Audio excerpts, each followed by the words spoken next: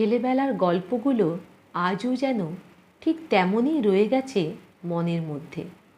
একটা প্লেটে ভাগ করে খাওয়া, একটা খেলনার জন্য রাগ করে মুখ ফুলিয়ে বসে থাকা, আর অন্ধকার ঘরে আলো নিভে গেলে ভাইয়ের হাতটা জাপটে ধরে ভাইয়ের পাশে বসে থাকা।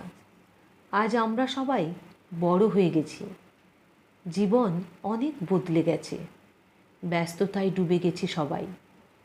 কখনো ভাই দূরে, আবার কখনো বোন অন্য এক জগতে। দিন চলে যায়, কথাও অনেক কম হয়ে যায়, তবুও রাখি পূর্ণিমা এলেই একটা যেন কাঁপুনি লাগে মনের ভেতরে।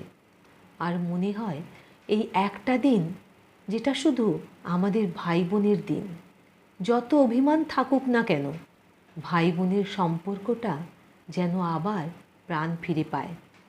রাখির এই ছোট্ট সুতোর মধ্যেই লুকিয়ে থাকে না বলা অনেক কথা। বোন ভাবে তুই আছিস বলেই আমি শক্ত, তুই পাশে থাকলেই আমার আর কিছুতে ভয় নেই। আর ভাই ভাবে তোর কোনো চিন্তা নেই, আমি সবসময় তোর পাশে আছি।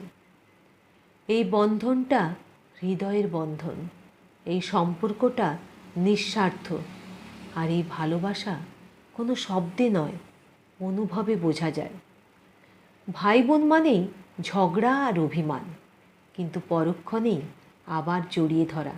আর রাখি মানেই সব দুঃখ কষ্ট অভিমান ভুলে আবার একসাথে হেসে ওঠার দিন।